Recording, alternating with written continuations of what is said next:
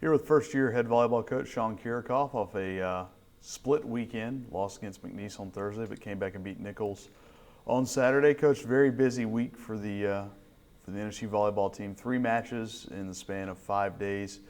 Home against Sam tomorrow night, at Abilene on Thursday, at Incarnate Word on Saturday. 3 games in a week. Fan of it? Not a fan of it? Oh, definitely not a fan of it. You always want more time to be able to prepare for the next opponent, and we don't have a lot of that this week at all. So it's a rush to get ready and do a scout with the team and some video today to get ready for Tuesday, and then travel and do the exact same thing on Wednesday to get ready for Thursday, and then again for Saturday Incarnate Word. So love to have a little bit more time to be able to kind of ease into a scout, but it is what it is, and everyone has to do it at least once during the season. You guys will do a quick turnaround like this the next time you're at home, where you have a Thursday, Saturday, Tuesday, similar to what you have this week. But when you look at this, is this a way to maybe get ready for a postseason where you have 3 matches in 3 days in a tournament? Yeah, I mean, that's a great way to put it.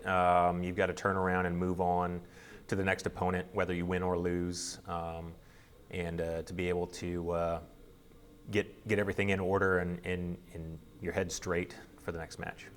You guys had a 10-match losing streak that ended Saturday. A great turnaround from a rough Thursday night match to a very strong Saturday match. Where does that leave this team going into this busy stretch?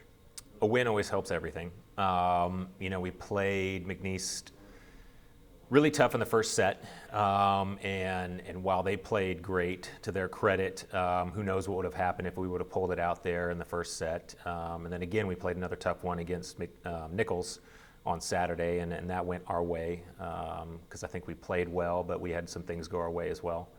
But, like I said, a win makes everything feel better. It relaxed them. We got to go into the second and third and played really well, and hopefully that carries us into tomorrow night. How big are those when you have a tight set? And it seems to have been the first set the last few matches has gone into extra points. And there obviously seems to be a very big momentum boost by winning that set, or it kind of makes it tougher to come back from a loss?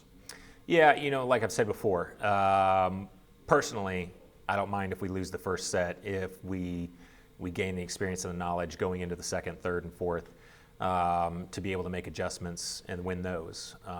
But for the team and for anybody actually out there playing, being able to push through in a tight first set and win that, it puts you at ease for the second. You look at Sam Houston State, they've got kind of a similar situation to what you walked into, where you lose your top attacker.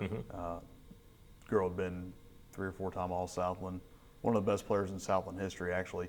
What have you seen from Sam Houston? Then we'll get into the road trip here in a minute. Sam Houston always plays really tough, very aggressive on defense. They're going to keep plays alive, and they're going to be long rallies, so you've got to be focused through the entire point. They still have some attackers. They've got a lot of talent on the roster, and we've just started to really watch film. But it's going to be interesting because they do a couple different things than you're used to with other teams in conference and what we've seen in preseason. But I think once we see it on film, it won't be that surprising once we see it a few times, starting Tuesday night. And with your experience in Texas, and as long as Brenda Gray's been there, I'm sure you've crossed paths with her. Yeah, we've played them a few times throughout my career. And we've had them travel up and play us in tournaments, and I've gone to Sam Houston to play there, and we've played a few times. Looking forward to or looking ahead, maybe not forward, that's a long trip to Abilene, but Abilene and UIW, first conference road trip, the importance of getting out there and getting off to a good start. Those are important ones for us. We've talked about all year, maintaining our home court advantage and winning at home, but then improving the road record. The past few years, when they've had some success in conference, it's been dependent on relying on winning at home and not really picking up as many wins as they would have liked on the road. And that's something that we've talked about from the very beginning of two-a-days. And so our first road trip, we want to be able to go out there and get some wins. That would be great. And like I said earlier in the year, with a couple of our preseason, opponents, You look at their schedule and their record to date, and it's not great. But if you look in detail, they've taken a lot of teams to 4 and 5, and they've really pushed. So they're right there, competitively with everyone.